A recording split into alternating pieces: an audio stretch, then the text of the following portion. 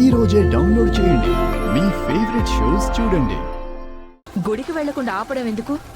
ఆపితే అనుమానం వస్తుంది. వెళ్ళనిద్దాం. మనం కూడా దగ్గరుండి పూజ చేద్దాం. కానీ ఆ పూజ పూర్తవకుండా చేసి నాశనం చేశామనుకో, ఒకవేళ పరిహారం జరగాలని రాసున్నా జరగదు కదా.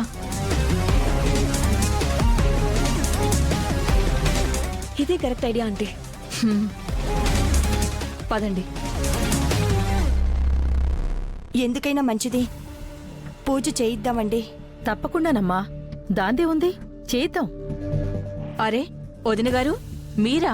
ఎంతసేపు అయిందొచ్చి? ఇప్పుడే వచ్చామండి. ఏంటి ఇంత ఉదయాన్నే? అదే మమ్మీ, రాత్రి తనకు పీడకాల వచ్చింది కదా.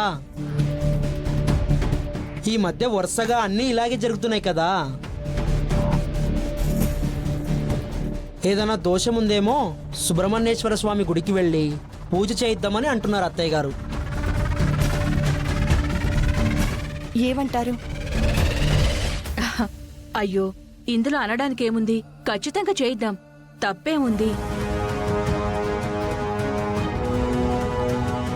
ఎవరి అనుమానాలు వాళ్ళకుంటాయి కదా.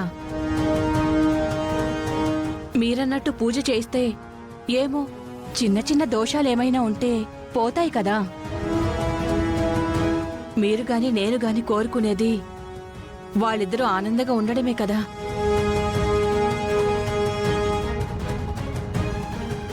తప్పకుండా గుడికి వెళ్దాం.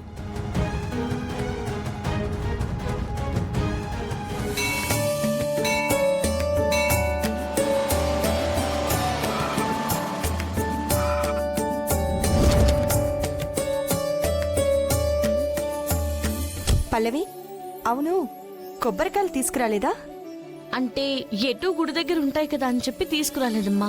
వెళ్ళి నేను తీసుకొస్తాను. నువ్వెందుకు లేవదునా, నేను వెళ్తానులే. నువ్వెందుకు లేచంటి, మీ అన్నయ్య వస్తాడులే. నేనెందుకు? వాడు వెళ్తానంటున్నాడు కదా. అలా అంటారేంటండి? పాము కల్లోకొచ్చింది నాకు. దోషమేమైనా ఉందేమో అని పూజ చేయిస్తుంది నా కోసం. నా కోసం అంటే మీకోసమనే కదా, మీకోసం అంటే నా కోసం అన్నట్టే కదా. అంతే కదా అత్తయ్య గారు? అవును, కాబోయే భార్యాభర్తలు కదా, మీరే అన్నీ చూసుకోవాలి. వెళ్ళు నాన్నా.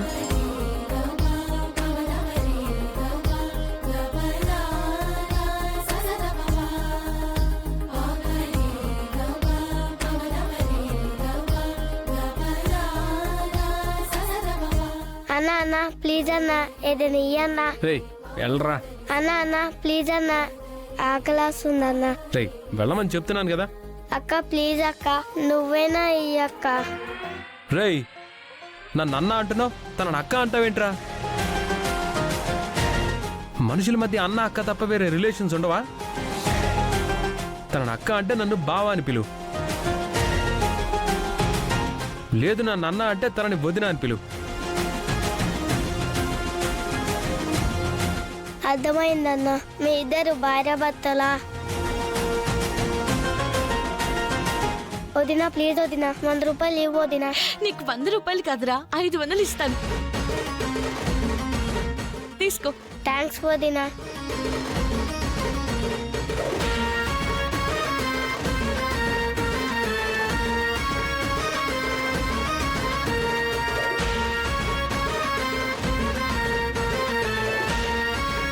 ఏయ్ ఏంటి మెలికలు తిరిగిపోతున్నావు? అంటే మీరన్నారు కదా. నేనేమన్నాను? ముందు ఆ పిల్లోడు మిమ్మల్ని ఏమన్నాడు? అన్న అన్నాడు. నన్నేమన్నాడు? అక్క అన్నాడు. దాని తర్వాత మీరేమన్నారు? మనుషుల మధ్య అన్న అక్క తప్ప వేరే రిలేషన్స్ ఉండవా? తనని అక్క అంటే నన్ను బావా అని పిలువు. లేదు నన్ను అన్న అంటే తనని వదిన అని పిలువు. అర్థమైందన్న, మీ ఇద్దరు భార్యాభర్తలా. అంటే నన్ను మీ కాబోయే భార్యగా యాక్సెప్ట్ చేసినట్టే కదా. మిమ్మల్ని అన్న అంటే నన్ను వదినా అని పిలవమని చెప్పారు. అందుకే కదా వాడి మీద కోపడ్డారు. అందుకే వందిద్దాం అనుకున్నా. కానీ నా ఆనందం కొద్దీ 500 ఇచ్చా. వదినా, రేయ్ ఎందుకన్నయ్య అలా చూస్తావు? నేనేం పిల్లోళ్ళలాగా పేరు మార్చి పిలవలేదు, అన్నానే కదా పిలుస్తున్నాను. ఎందుకంత సీరియస్గా చూస్తావు? వదినా, కొబ్బరికాయలు తీసుకో.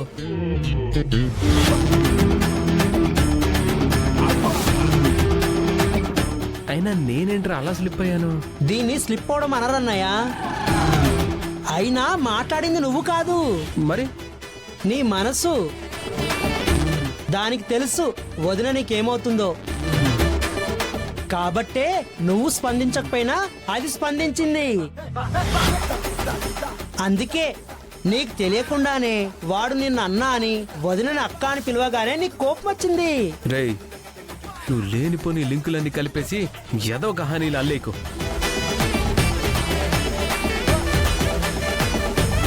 తెచ్చావా? పద.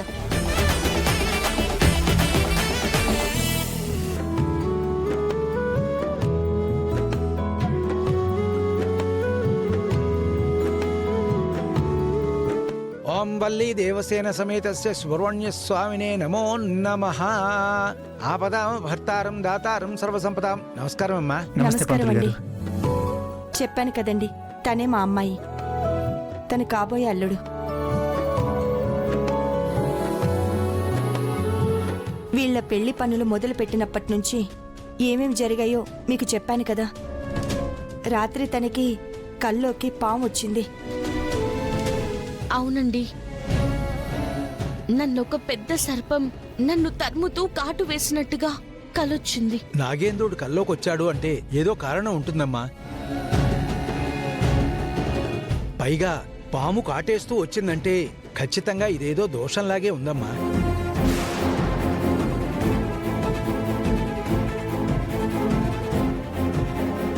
అయినా పర్వాలేదు,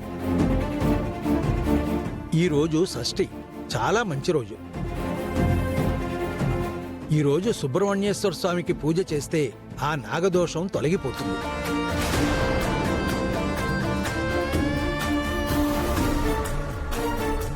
పూజ సామాగ్రి అంతా తెచ్చారా అమ్మా? తీసుకొచ్చామండి. సుబ్రహ్మణ్య స్వామికి ఇష్టమైన చలివిడి, ఆవు పాలు. సరే అమ్మా, నువ్వు గుడి చుట్టూ ప్రదక్షిణాలు చేసొస్తే పూజ ప్రారంభిద్దాం. సరే పంతులు గారు.